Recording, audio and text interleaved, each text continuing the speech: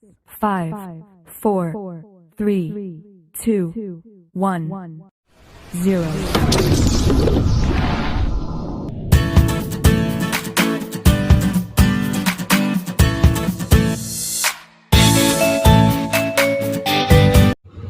Assalamualaikum, selamat pagi anak-anak ibu.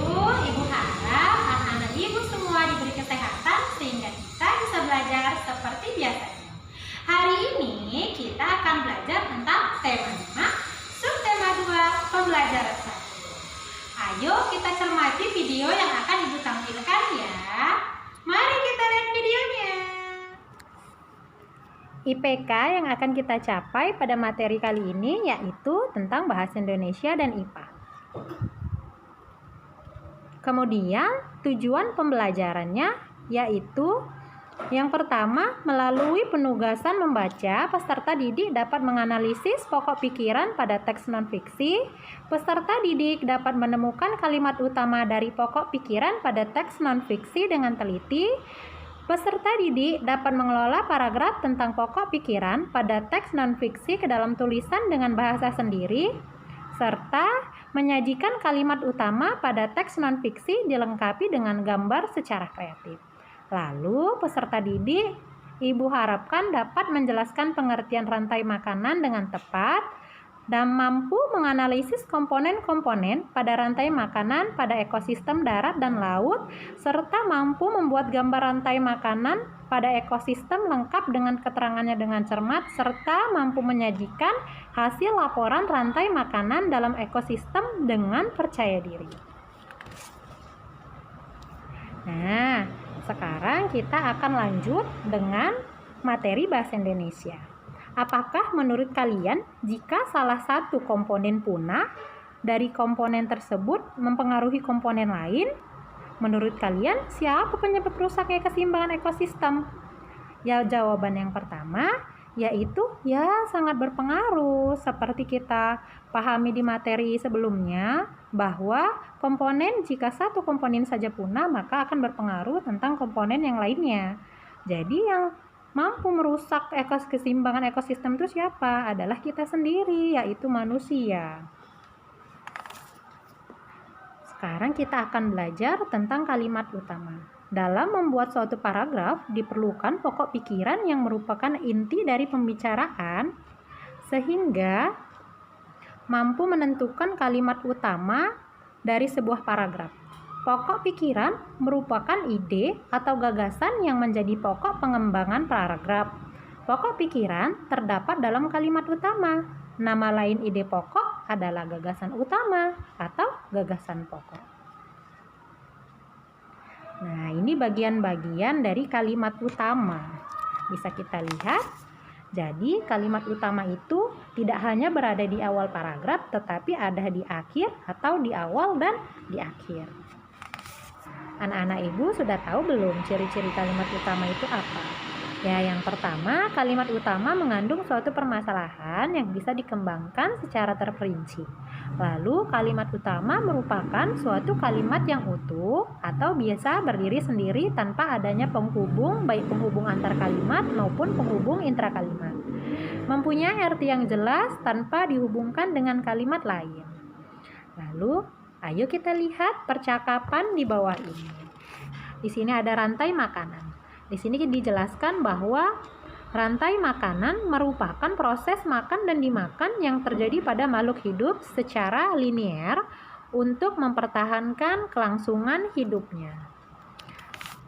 Dalam rantai makanan dikenal adanya istilah produsen, konsumen. Produsen adalah makhluk yang mampu membuat makanannya sendiri. Dalam rantai makanan, yang menduduki posisi sebagai produsen adalah tumbuhan dan fitoplankton. Konsumen dalam rantai makanan berarti makhluk hidup yang mendapatkan makanan dari pihak produsen. Konsumen tidak dapat mengolah makanannya sendiri, mereka hanya melakukan kegiatan konsumsi. Lalu jika salah satu dari rantai makanan mendadak punah atau hilang adalah keseimbangan ekosistem akan terganggu. Coba kita lihat gambar di bawah.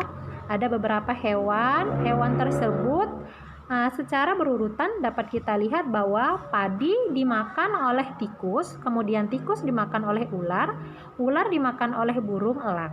Setelah beberapa waktu burung elang mati, bangkainya membusuk, diuraikan oleh makhluk hidup, pengurai, dan bercampur dengan tanah membentuk humus. Humus sangat dibutuhkan tumbuhan, terutama rumput, begitulah seterusnya, sehingga proses ini berjalan dari waktu ke waktu. Jadi dapat dilihat bahwa mereka saling berkesinambungan, jadi dia dari makan dan dimakan gitu.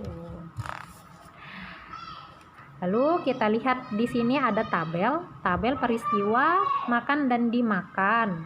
Atas dapat berjalan seimbang dan lancar jika seluruh komponen tersebut ada. Lalu kita lihat lagi bahwa ini ada contoh rantai makanan ekosistem laut. Bisa kita lihat di lautan yang menjadi produsen adalah fitoplankton. Fitoplankton ialah sekumpulan tumbuhan hijau. Nah, lanjut lagi nih ada video lagi tentang ekosistem di laut. Anak-anak ibu bisa melihat kan bahwa di sini ada proses terjadinya rantai makanan di dalam laut. Ini juga ada alga dengan bantuan cahaya matahari mendapatkan makanannya. Alga kemudian hidup dan dimakan oleh ikan kecil.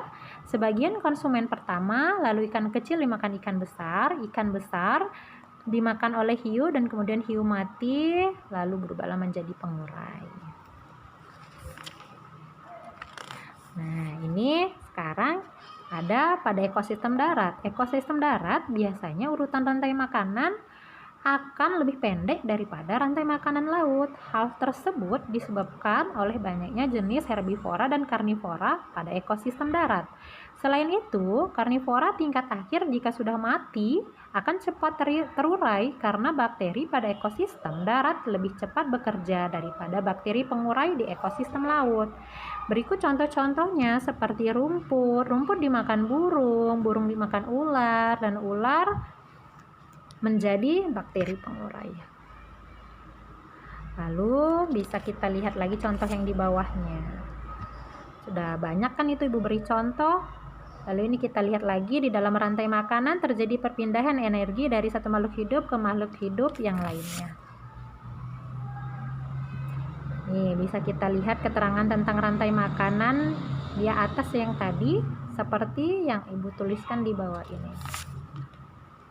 Jadi, bisa kita rangkum bahwa kalimat utama adalah kalimat yang berisi pokok pikiran utama atau ide pokok utama dan menjadi dasar untuk mengembangkan paragraf. Kalimat utama biasanya bersifat umum dan membuat keseluruhan isi dalam suatu paragraf.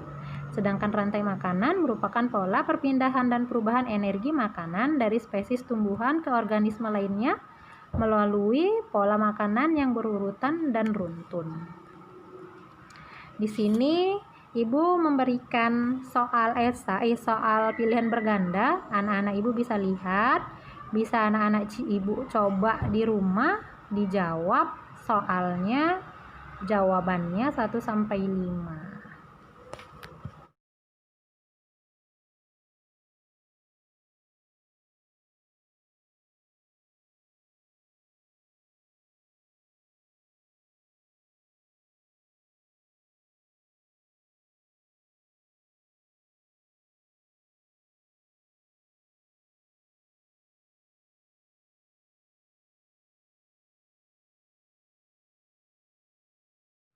Jadi, setelah melihat video tersebut, dapat kita simpulkan bahwa pada setiap bacaan terdapat ide-ide pokok yang tertuang dalam pokok pikiran. Dan rantai makanan merupakan urutan makan dan dimakan antar makhluk hidup. Sampai di sini dulu untuk pelajaran hari ini, dan kita ketemu lagi untuk pelajaran berikutnya. Assalamualaikum.